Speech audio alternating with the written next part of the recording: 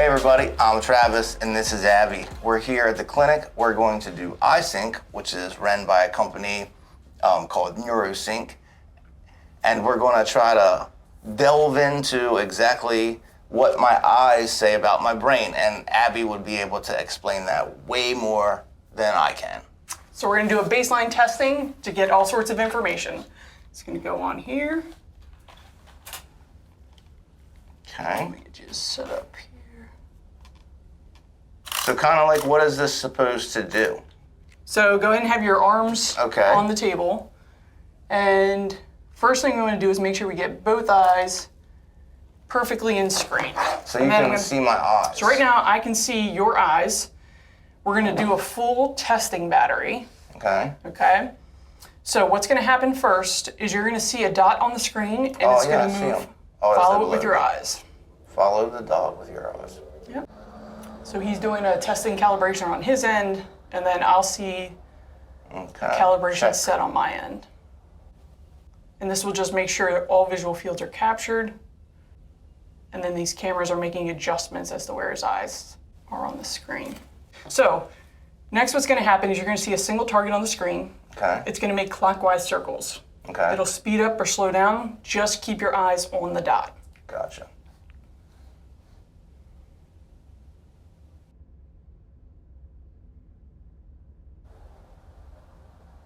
Very good.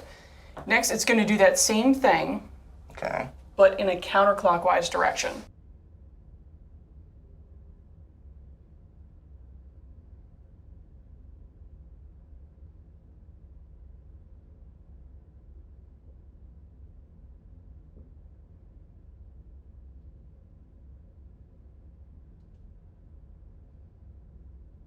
Next, you're going to see a dot on the right side of the screen and a dot on the left side of the screen. Okay.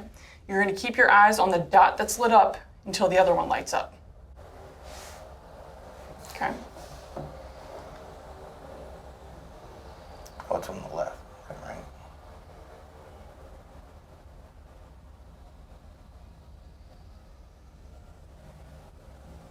Okay. Now it's going to be the same version, but a top and bottom target. Again, keep your eyes on the dot that's lit up until the other one lights up.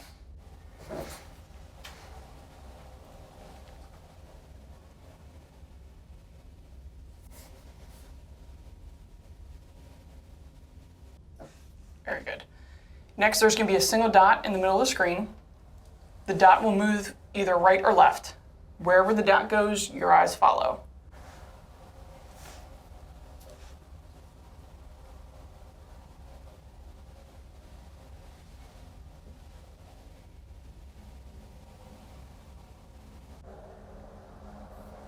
Very good. Now the next version of that is going to look the exact same. Okay. However, your task is to go opposite of where the dot moves. Okay? So you're going to have a dot in the middle. The dot will either move right or left. If the dot moves right, your eyes are going to go equal and opposite left. If the dot moves left, you're going to go equal and opposite right with your eyes. Understood. Okay? So you're going to look away. When the dot comes back to the middle, you come back to the middle. But you're going to look away, equal and opposite of the direction the dot goes. Gotcha.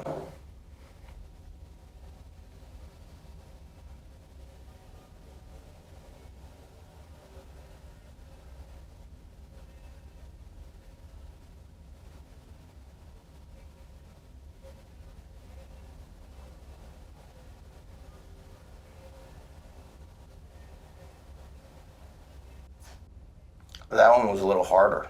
Mm-hmm. Takes a lot more focus. Interesting. Yeah, that one was like definitely harder. So the next thing you're going to do is going to test your convergence. So there's going to be a single dot on the screen. That single dot is going to move towards you. What is convergence? So convergence is how your eyes cooperate to track an object coming towards you. Okay. Okay? When that single object appears to double, you say yes. Gotcha. And then I'm going to ask when the double returns to single, and you'll say yes again. Gotcha. Okay? So right now we have a single target coming towards you. Let me know when it's double. .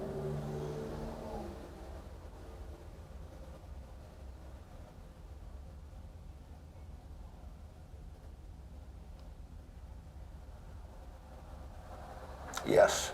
Okay, let me know when double becomes single. Single. Perfect.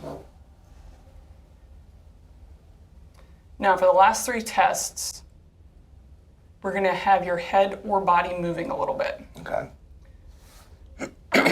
So you're going to have your hands in your lap.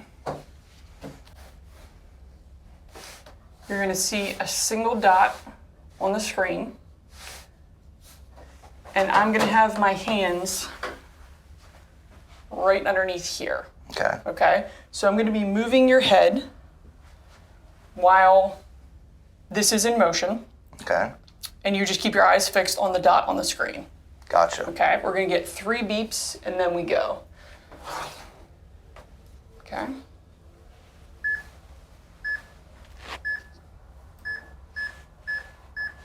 Okay, let me rotate your head.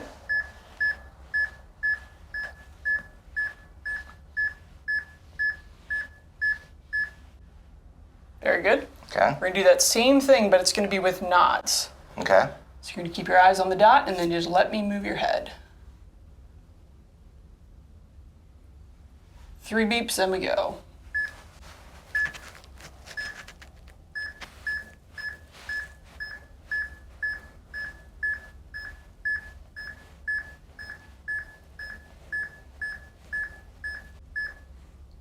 Very good.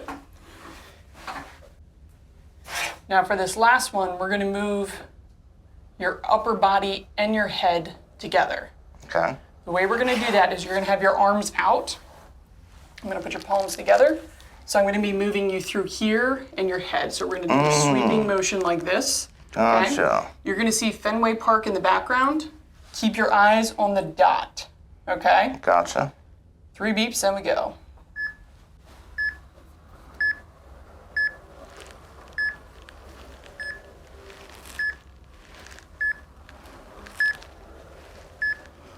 Whoa.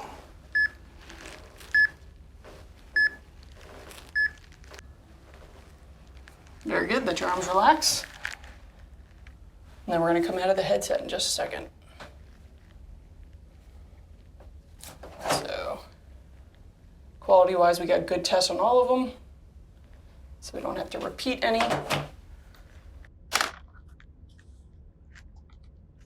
Set that off to the side. Nice. Which one was the worst? The worst as like hardest for me to do. Yeah. I believe it was the going to the opposite. Okay. Took the most concentration? Yeah. Did any of them make you dizzy or get a headache? No, the Okay. last one, like I felt a little. Woozy? But if I wasn't like doing this test, I probably wouldn't recognize it. Okay. So I just kind of. The only other thing I noticed is with the one where we did side to side and head nodding, sometimes, not on purpose, people will tighten up to try to prevent that motion just because they know it's uncomfortable or symptomatic. That was the only thing I noticed, is that we tightened up a lot, but it's normal to protect your visual field to try to maintain some sort of stability with that. Gotcha. Okay. So now we have these tracings. Okay. Okay. So these are your smooth pursuits. So what's happening here is we have a depiction of your initial calibration. So when you first had that dot moving around on the screen, that shows us where your eyes went. So the blue is your left eye, the red is your right eye. Then we have what your eyes actually did as you were tracing them around the circle. Okay. Okay? Now the target would slow down, speed up at certain times. Yeah. This will show us your timing. If you got ahead of the target or behind the target, it'll show us if there was an eye gaze that went off the target. Okay? Okay. This graph down here will show us the gray line is where the target actually was, and then the red and blue lines will be where your right and left eye were in relationship to the target. Okay. Okay? So in the horizontal line, the right eye came off the target a little bit here, and then it fell behind target in the top. My right eye. Yep. And to me, it seemed like your right eye was more fatigued than your left. So you can even match up what's going on this chart to what's going on here. So see how there was one instance in which your eye came off there? Mm-hmm. So that would show up in the horizontal one where that shows there. And then on the vertical side, like I said, just fell short a couple times of where the target actually was on the top part of that quadrant. So then we just have those couple illustrations where the right eye was a little bit shy of where it should have been vertically. So we can map that to your vertical saccades to see if that's a common trend. Okay. And then counterclockwise. Again, we have the tracings that you did of your calibration that'll show up on the top of every test. And the reason that helps is, say for instance, we have one target that you just couldn't hit in the calibration. We could understand that as a visual field loss and then see if that would correlate with where things were in terms of your tracings. So in this one, the right eye, again, is a little bit more symptomatic, a little bit more spread with the timing on it, but the left visual field of the right eye seems to be the most involved. We again miss the top and the bottom just a touch on the right eye. So that would show up in our vertical one, how we're just falling shy. See how the red line just doesn't come quite down to the gray on a couple of those? And that's my right eye. So I also had LASIK eye surgery, and this eye never was 100%. Clear. Okay. It was pretty good. It was way better than prior to my LASIK eye surgery, but after, it wasn't anywhere near as good as my left. Okay. So the one thing is visual acuity, so how well you see compared to a letter chart versus how well your eyes cooperate with each other.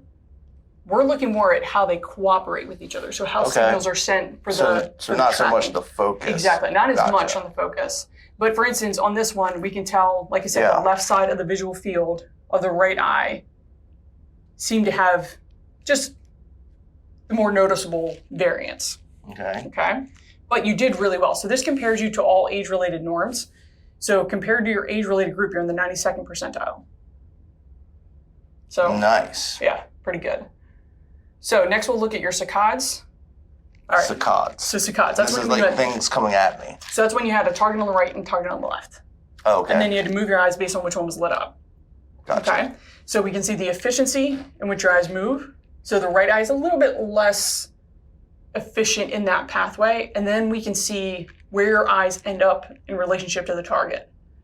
So when that target was still, the dot of the representation of your eye should be in that gray circle indicating it's on the target.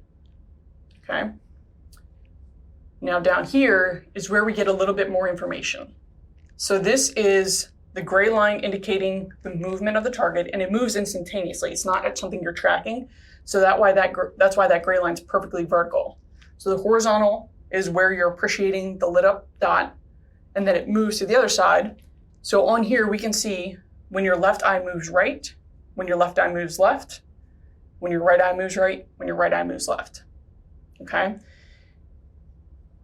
This graph down here will again show us a real-time representation of where the target goes based on the gray line, and then how long it takes your eyes to react, and if they go to the same place at the same time.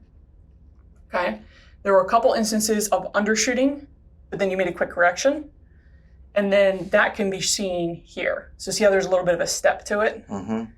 And the other thing I noticed is you move before the dot. So your eyes want to anticipate. I was anticipating a lot because I could almost time it, and I just kind of did that subconsciously. Yeah, just get there and be steady instead of having to try to react. Right. Yeah. And that was going from right to left, it was lit up here and then it would be lit up here. Mm-hmm. Yeah. I could feel myself doing that. Now we'll look at your vertical saccades. And like I said, we want to see if there's any connection here based on what we saw in your smooth pursuit pattern. So this shows the efficiency of the pathway, which is great on both sides, and your fixations are actually really good. So meaning that your eyes end up consistently in the same area of the dot when you go between the top and the bottom one. Okay? Versus if the dot's here and your eyes end up here or in different areas other than exactly where it should be. And then we get this same information when your left eye goes up, your left eye goes down, right eye up, right eye down. Okay? And the upward part, see how we're undershooting there? So see how the gray line's there? Oh, yeah. You go up just shy of it. Yep. And then make the correction. So that could give us a little bit more insight as to why the red eye had a harder time on the top part of your pursuits. Okay? Now this is our vertical appreciation and see how the right eye undershoots. Mm-hmm. The left eye is a little bit better, but most times your eyes want to do the same thing at the same time, so you have clear vision. So if the right eye is guiding it to undershoot, sometimes the left eye will follow. Okay? Now you did longer versions of this. You did prosaccades and antisaccades. So prosaccades is when it was a single dot, went right or left. You just had to follow it. Okay? So you rely almost purely on a reflexive instinct when that happens. But as it goes on, it starts to test your fatigue. Okay? Now your chart here, so this one up here will show where your eyes ended up. And there were a couple instances in which the target went right and your eyes didn't move. Okay? More towards the fatigue side. And those just show up because that green dot here shows us that, see, wow, when it was going right, the target showed that your fixation was in the middle instead of following the target. You didn't have any of those errors going left, though. Just going right. Mm-hmm. Okay, so when your eyes were going left, you ended up on the left fixation. Now, your right eye did overshoot a little bit to the left compared to the left eye, but overall, you did really well on this test. So this will show us that same chart. Gray line is where the target goes, and you consistently followed it. Okay?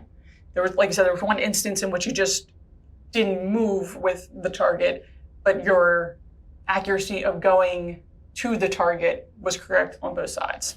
Okay? Now down here we have that same chart. So the right eye, overshooting. When it goes left, see here and here, overshooting. And then we see those dots falling just a little bit outside there. Yeah. When you have those instances of overshooting. Now your antisaccades, the hard one. So this one is very hard because you have to suppress that reflex that we talked about from the first one. Yeah. And then you have to tell your brain to engage the opposite side. So it measures impulse control. Yeah. Okay? Now we also get metrics behind your reaction time too. So how long it takes your eyes to move in those certain directions. Now, this one, instead of giving you a percentile, it'll give a percent correct. Okay? So you're at about 90% correct with your prosaccades. So with your antisaccades, you're at 28% correct. 28% correct with the antisaccades. So when I was looking at the one that wasn't the dot lit up, like the other side that was nothing. Yes, so meaning how often you did the correct movement with your eyes. Yeah, that one was hard. Yes. The one I said was like, oh, that was the hard one. Yep, and it gives us a measure of impulse control, like I said, a reaction time, and a little bit of executive function. So. Yeah, I have like no impulse control. If I see something I want to buy, I'm like, oh, I'm just going to buy that. And I'd be like, what do I do that behaviorally too, impulse control. Okay, so now we can look a little bit deeper as to where those errors were more frequent. Okay. So again, we have your left eye moving right, left eye moving left, right eye moving right, right eye moving left. Now keep in mind, we want to see all of this move opposite. So the gray line should have no eye movement towards it. It should all go opposite of it. Okay? At an initial glance, it's relatively even errors on both sides. Yeah. We could get really right and left. We could get really picky about which side had more errors or which side had less errors. I would, for all purposes of knowing where to start, I would treat them equally. It's not like we always have issues with engaging dorsolateral prefrontal cortex going one way or inhibiting it one way. So we're going to call that even for now. Okay. And the dorsolateral prefrontal cortex, that's like the part of the brain that kind of is responsible for making decisions, and that's where the reflexive prosaccade comes from. So the first test, all you were doing is letting that instinct take over. Gotcha. Okay? But now you have to suppress it and then communicate to the other side of the brain to engage it. Interesting.